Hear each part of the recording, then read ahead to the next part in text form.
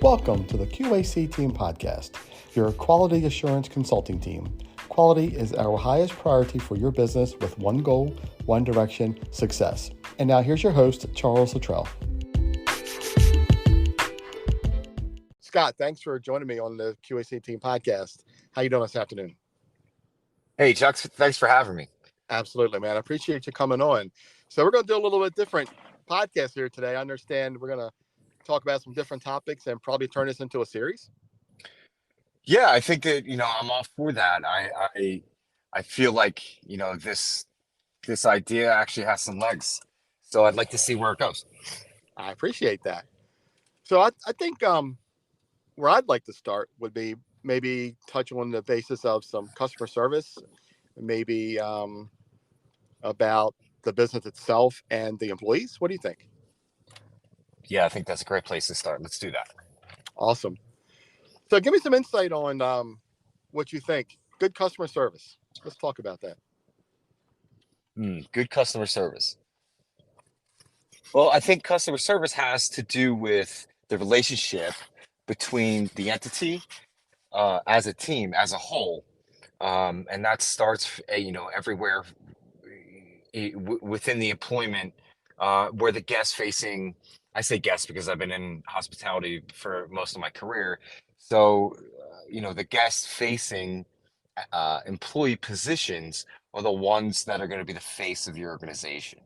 Mm-hmm. So you want to make sure that those people are natural people, like you want to make sure that they have good interpersonal communication skills. You want to make sure that they're good accommodating professionals, but you also want to make sure that that is their native language.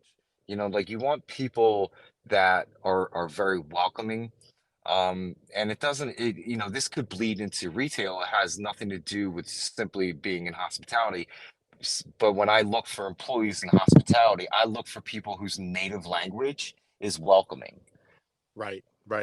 And I'm glad we're making this a series because we could talk for hours on customer service. And from seeing from what I do and how I do things, what my business model is, I think one of the challenges that we're seeing right now is how we have the quiet quitting going on, and we have people who they don't want to work anymore.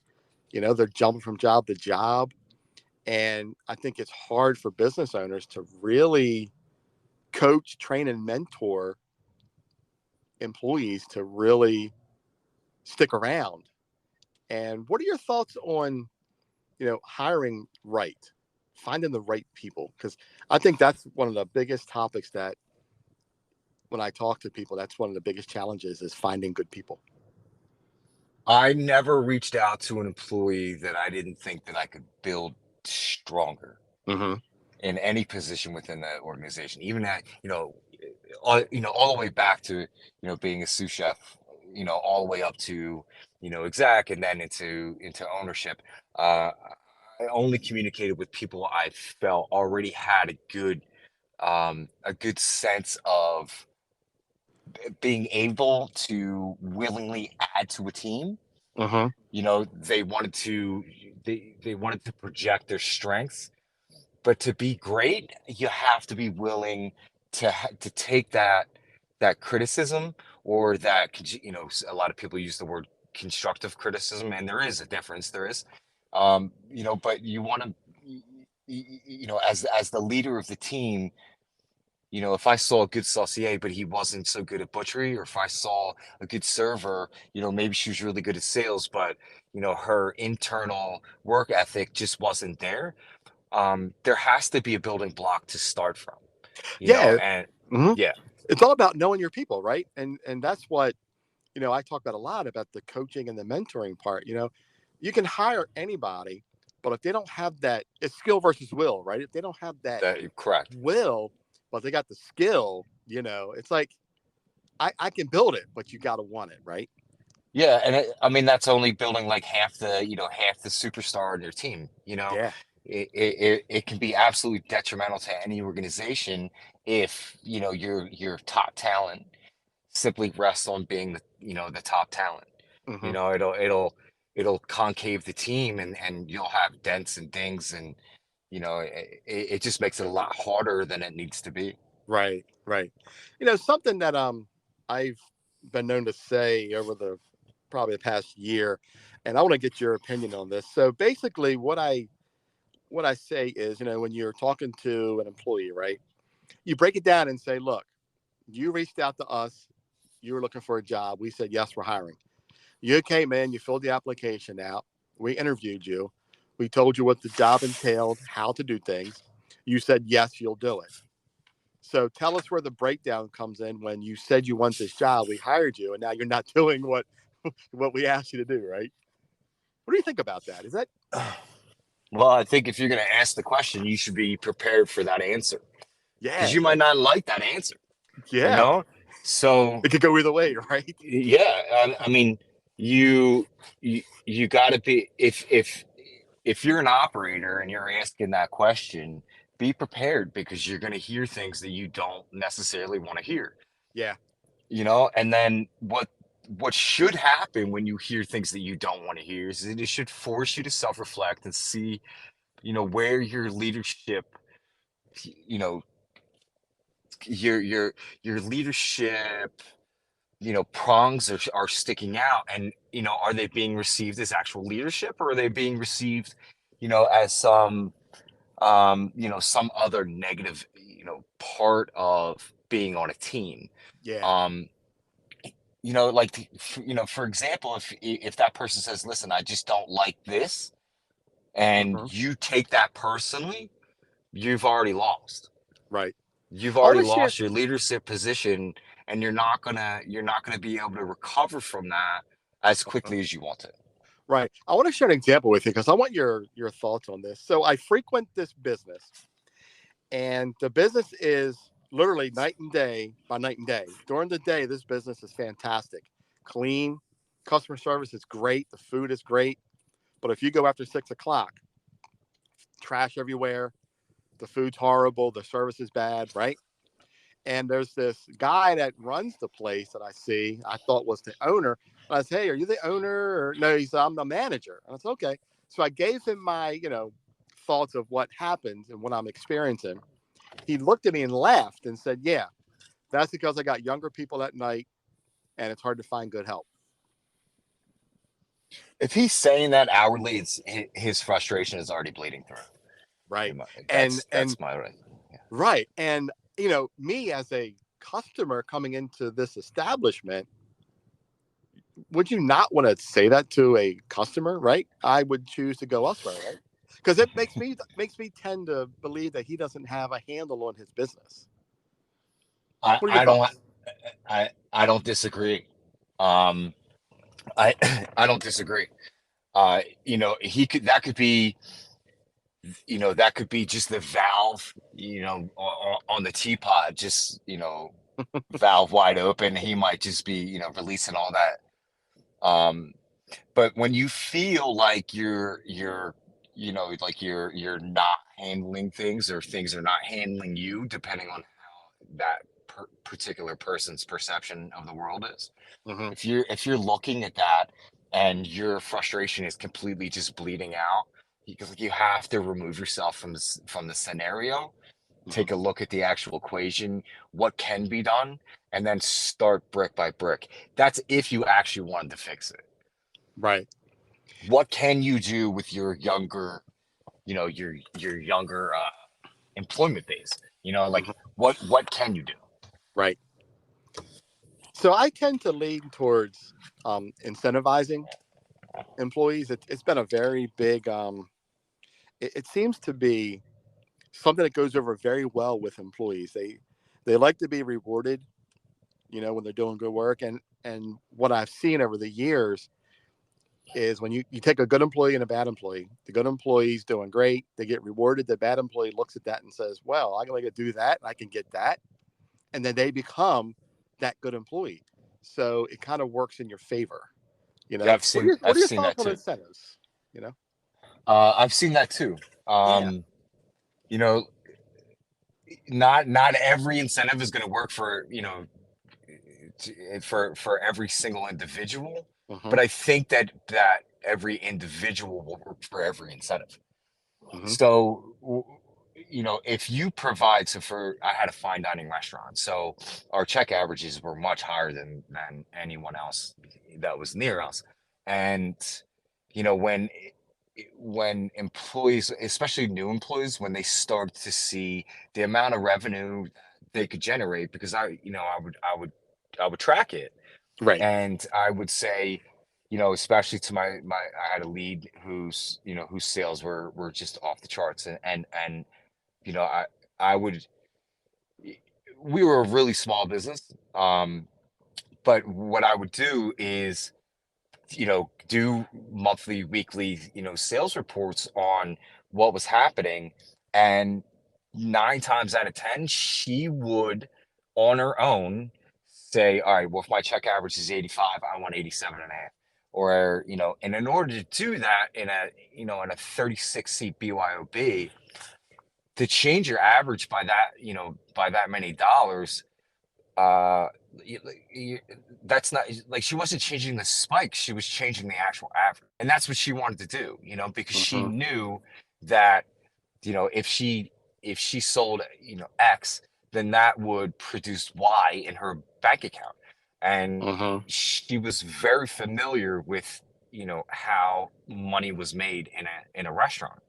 Right. um Now, she came with knowledge already, so in this specific instance, it was very easy for me to get up on an easel and just draw out how to make money as a server in a restaurant, Hmm. and have that person grasp it. I had 5 people that really latched on to that demonstration within the restaurant, and they took it to heart. Yeah. Some of them had, lifelong experience in restaurants, and some of them didn't. But what they did understand is that if they got their check average to 95 or 105, then all of a sudden, they're making several $100s more a week than they were before, doing the exact same work.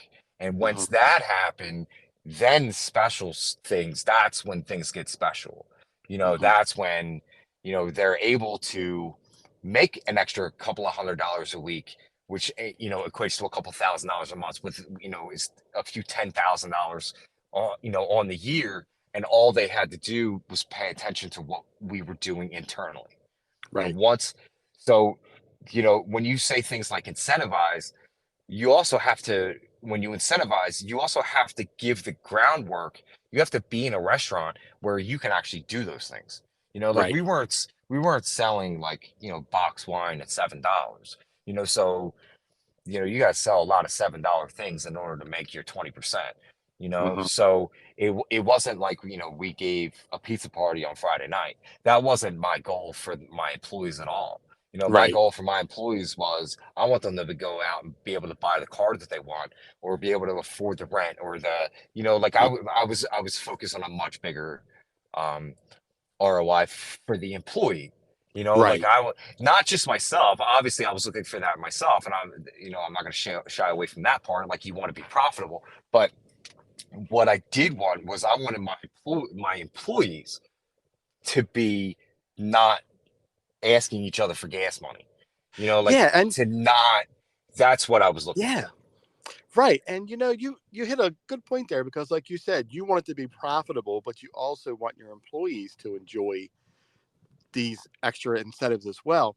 And I think a lot of businesses, especially smaller businesses, lose focus on, if you just spend a little bit more money, you're going to get a bigger return on that investment And your if you do the culture will right be better. things.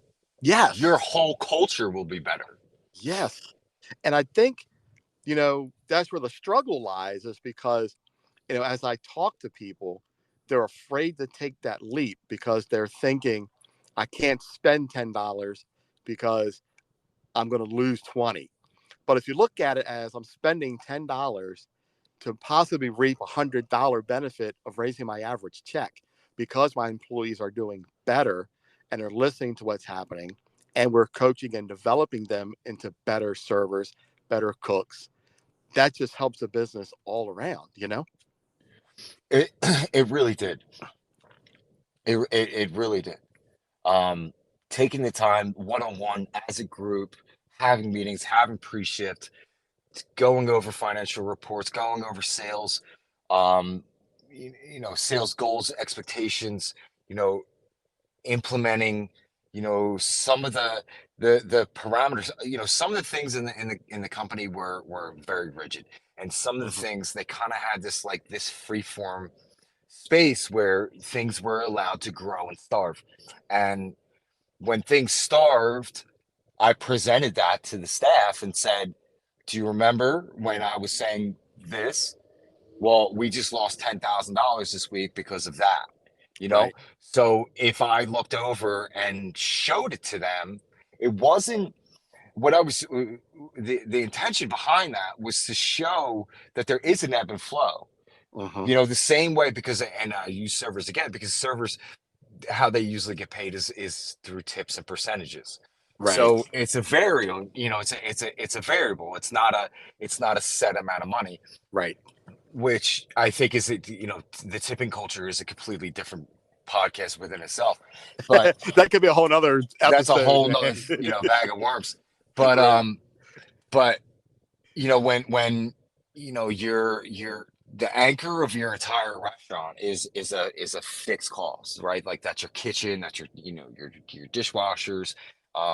Sometimes your management is going to be just on a base pay, Right. plus incentives. Like there has to be an incentive. Like It I'm not has going to to be. hire a restaurant manager and say, okay, take care of this.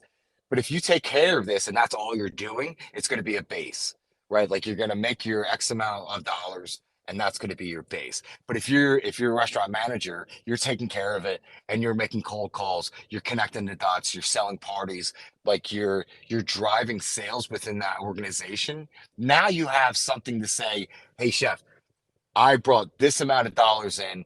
This is, I want, 2% or whatever that becomes. I'm Right. just throwing out a number, Right. maybe it's 12%. You know, if you're bringing me $1 million, I'm going to give you 12%. Like that's just Yeah. not even you know, that's just a very simple, you know, um, formula for me for success, you know? Yeah. Yeah. And you brought up a very valid comment, a sentence or two ago, where you talked about, the manager's just doing the job. And I think what a lot of people get caught up in business, and corporations as well as small business, we get hung up in, they got superstars that just get it done. So we don't do anything with them. We forget about them because they're just doing the job. And then you see other people not doing what needs to be done. So your superstars tend to start falling because, well, here I am, killing it, doing good. I'm not getting recognized, right? We see that a lot. See that often, Yeah. often. Yeah. Um, Yeah. and the only way to And it's a combat that business is, killer. yeah, it is. And the only way to combat that is that you have to have one-on-ones. Like you have to Yeah. have one-on-one conversations, Yep. with your employees. You got to check in. And So, anybody that's ever worked for me knows that I check in. I right. check in multiple times a day. Right. Sometimes it's, like I try to keep the communication between my employees and myself. I try to keep it as professional within a very small confine of what I provoke, because Yeah. like you don't I don't want to ever step out of bounds of what they release. Hmm. Whatever they talk to me about is what I'll talk to them about. And I Right. don't I don't really go outside of that bubble. Right. Um, So back in 2008, I 5 years I ran a mystery shopping company, and I was pretty successful with it. And one of the best things I did for several of my clients, we set up to where I came in as a third party and talked to the employees as a group, and they loved it. And after I did that, told them who I was, what I did, what's going to happen, what it's going to look like. And once they realized what that report entailed and what they were looking for, and when they saw me coming and posting that report on the wall in that restaurant, You see them go right to that wall to look. All right, who was it? What happened? And where are we at? And what are we getting? They want to look at that number. What All was day that long, percentage? all Right? day long. Right. Yes. And I'm telling you, it worked. I was taking restaurants who were in the 60s, 70% range, starting out to the 90s and the hundreds. And it was just fantastic. Within 90 days, they were seeing, 25, 30% increase just by talking with them, showing them what's happening and what incentives that they're going to get. Absolutely. And not only is a lot of times is it financial, a lot of times it's inspirational, it's foundational. And when you like, you don't ever want to, it's a really good way to gently say, don't be last. Yep. Like you just like Right. just, when I was coming up, the rule was just don't let it be me. Like Don't don't let be it be last, me. don't let it Right. be me. You Don't let know, it be me. And so it's so true. if being in the kitchen with with the guys, like we would walk around with stopwatches. Yeah. We would peel squash, or we would whatever, butcher trout, or and I had a sous chef who really grasped onto that. Hmm. I had more than one. Let me. I had more than one sous chef that really took that to heart. Like we knew how many steps it was to the walk-in. We knew how many turns on an artichoke, or whatever the case may be. Like Hmm. we would set that parameter and say, okay, so if it's 2 minutes of trout, that's skin and bone, butterfly, whatever the application called for. Right. Um, and what you'll see is over time, you know, guys that are skill driven, that's the ROI. Right. That's the goal. It's not the only goal, but once if I see, a sous chef, and I got, this particular sous in mind, what when I saw him get sub 2 minutes, I was like, now we're gonna have trout on the menu. And it was a joke to the people who didn't take it seriously. They're like, oh no, now I have to do trout every day. And and Right. from where I'm from, I'm like, that's a I just gave you the world, because now that solidifies your job. Like Yeah. you should absolutely be driving towards a restaurant that's busy as hell, and you want to do like I was a give me the ball guy. I was the guy that was like, all right, if you're gonna walk around with a stopwatch, I'm gonna do it faster than you, I'm gonna do it cleaner than you, I'm gonna do it better than you. Like Yeah. that's just what I wanted to do.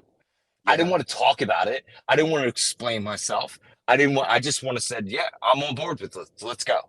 That's And interesting that you brought that up because that's something that, basically what I've always done and anything I've done with, beyond the customer service realm is always front of house. I've never thought about or experienced. That could be a whole nother episode about the back of house. I mean, I would never have thought about how many steps from the door to the freezer, right? absolutely, I like would you have have never thought of like that. savant level.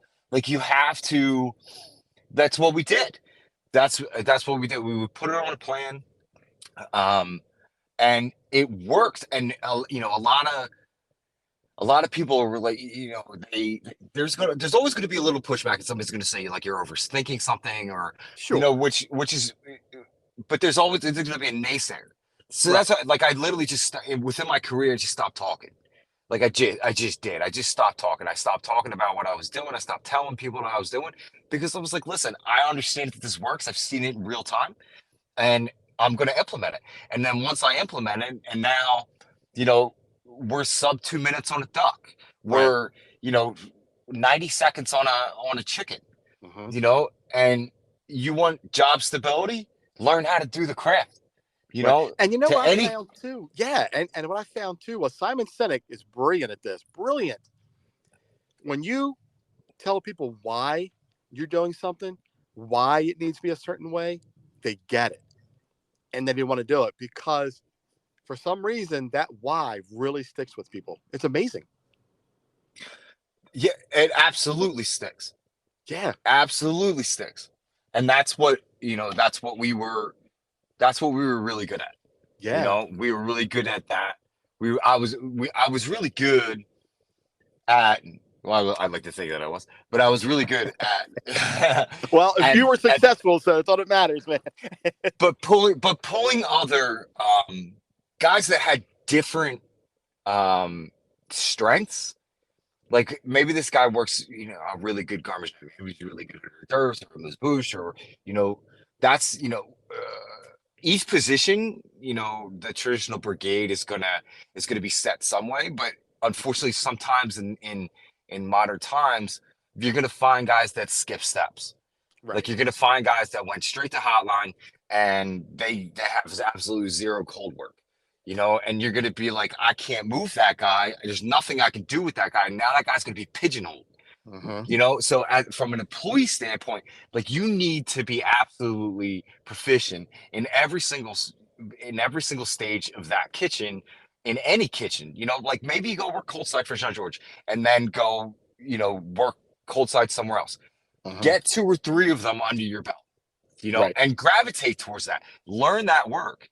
And then what should happen is that once you get to hotline, you're going to be, because the natural progression is you should be while you're on hotline, managing the hotline.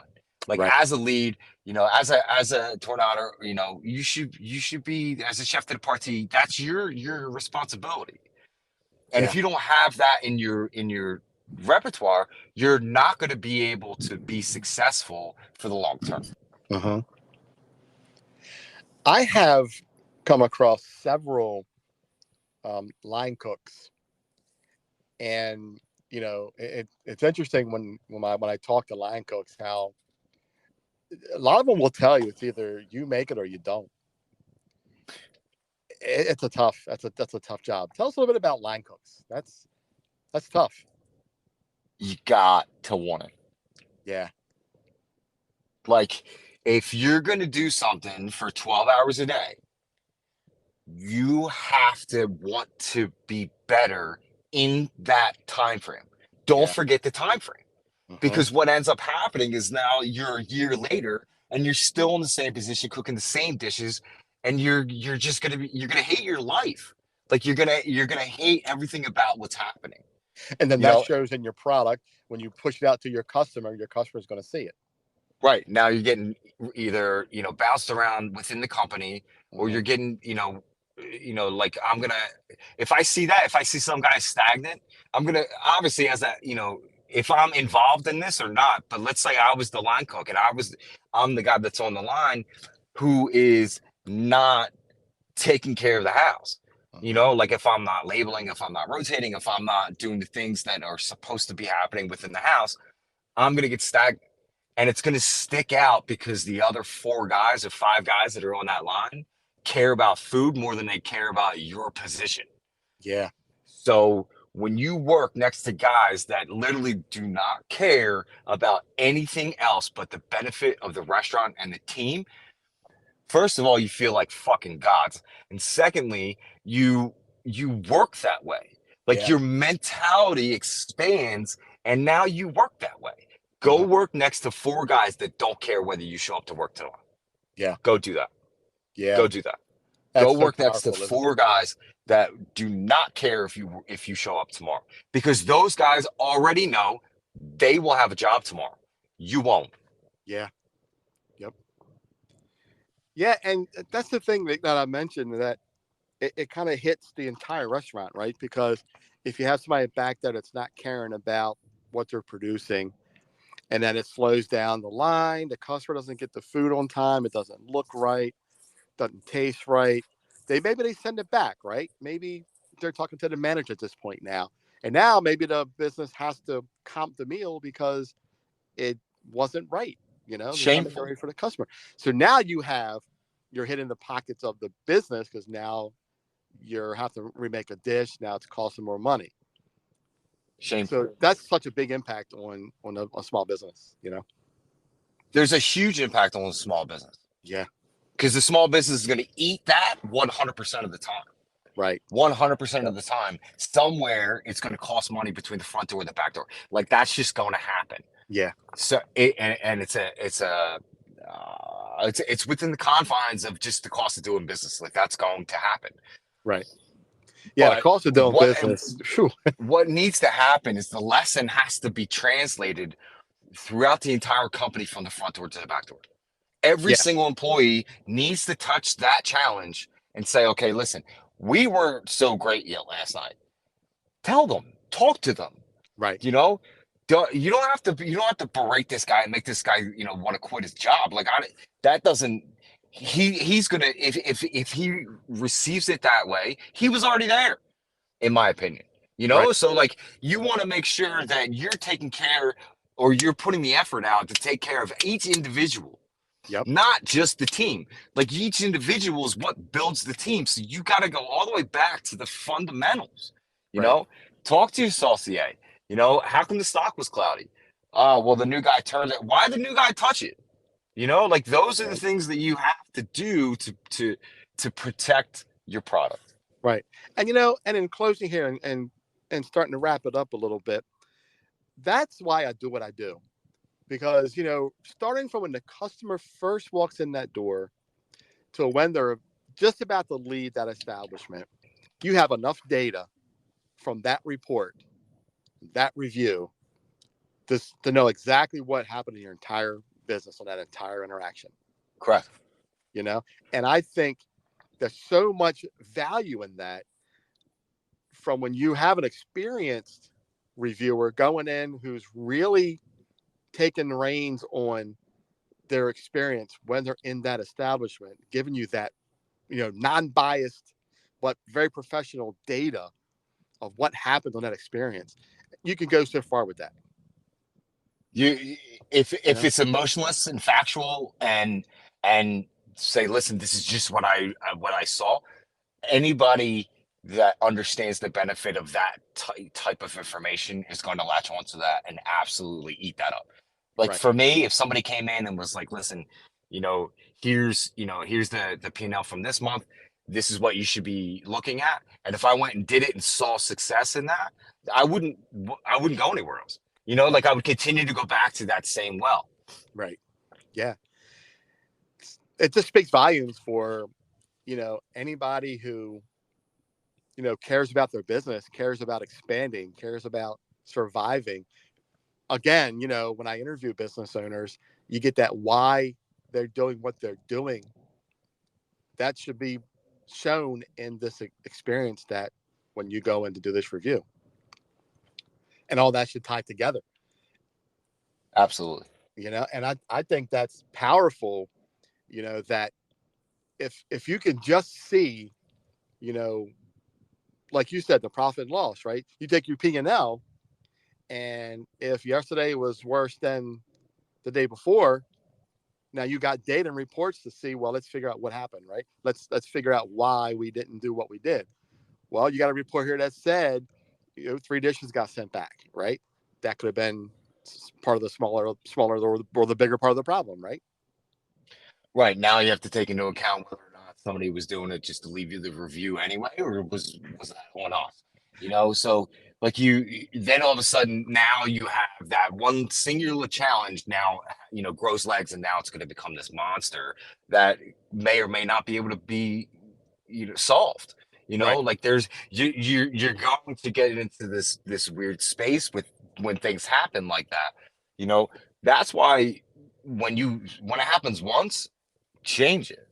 Like, Yes. like pull it off the menu, go figure out what happened, then Right. put it back on the menu. Like, you know what I mean? But I would Right. absolutely just remove it. If three Right. people sent the same dish back in one night, I would just remove it.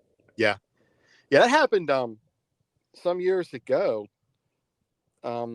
It was a crab mac and cheese lobster mac and cheese dish that was just awful. And what we found out was the server said, "Oh, well, they're taking off the menu, so they're just pushing us to get it out, to get rid of it." Mm. Yeah, Sounds like right, short-term employment. right. So, so my thoughts are, so if you're utilizing a service like I provide, to where you're getting that factual data, you're not getting it from people who just don't care about your establishment. They're just there to eat. You're getting it from someone who you've actually hired to send in there. See, You know, yeah, but that it sounds like that person didn't want to actually represent the company. right, You know, right, like so, like if you're not in line with the company as an yes, employee, like that's okay. You know, like that's okay. it's okay, but It's know the you just don't do it ramifications. here. Yeah, like you just don't. You know, like you don't have to be here. It's okay. You know, like Right, there's plenty other things that you could do in this world. It's a big world. It's a right, really big world. You it know, is. so if you wanna, if you can't get behind it, and I tried like that was written down in my notes. Like I want my people to be proud of where they work. Right, You know, and it even if it's not with me, like if I had a if somebody gave me a text that was like, you know what, man, I learned a lot. It wasn't a good fit for me, but I understand why it wasn't a good fit for me. That'd be high fives right, all day long on that one. You yep, know, yeah, it doesn't have to be for everyone, and I think a lot of I think a lot of operators put the I have to be here for everyone. No, you yeah, don't. You don't. You don't have to be here for everyone. yep. You know, you have to be there for the people that align with you. That's what you have to do. And yeah, I think that's a good point you make too. Is as we coach and develop people, and this is what I was really good at years ago. When you coach and develop people, you find their strengths and weaknesses, and you can put them where they need to be, even if it's not in your business. Find something that they like and help Yep. them go do that. You know, Correct. and I think that's the beauty of coaching and mentoring people and getting this, this feedback that is so needed in especially in small businesses today.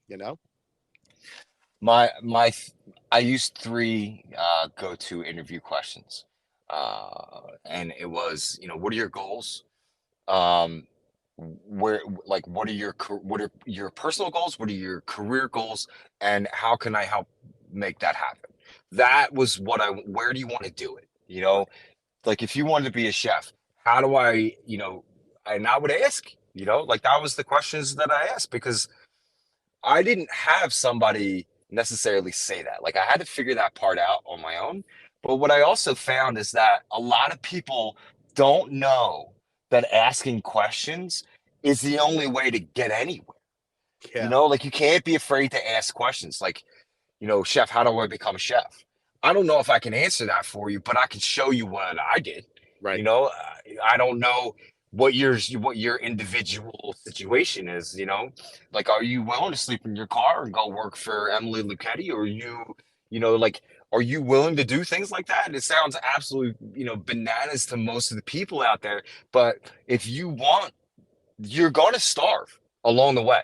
Like Yeah. if you want to be the guy that, you know, has five entities in DC, or if you want to be, you know, the Steven Star of the world, like Steven Star has obviously probably told that story a million times at some point, but he Hmm. doesn't have to tell a story anymore, you Right. know? So when you understand that there's a transition and growth, like you're gonna eat it for a while for a while. You know, Right. That's nobody's true. gonna know your name. No Yeah. one's gonna, you know, it's just gonna happen.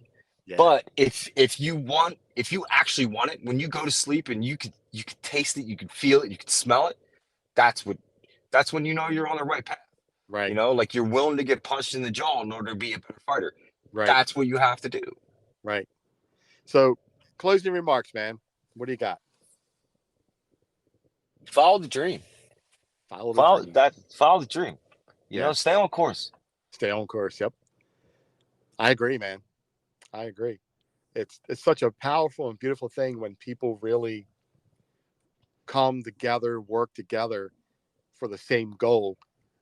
Again, I have to bring it back up again to that why. As long as we all understand why we're doing this, man, we can make it work, right? Absolutely. You know? Absolutely. Yep. Scott, I appreciate you coming on, man. It's been a great podcast, man. I Great. learned a Thanks, Chuck. lot. I can't wait for the next one. Um, I learned a lot, man. I can't wait to learn more. Appreciate your time. Yes, All right, sir, I'll talk to man. you soon. Yes, sir. Enjoy the rest of your day, man. Thank you so much. Thanks, you too. Bye Bye bye. bye.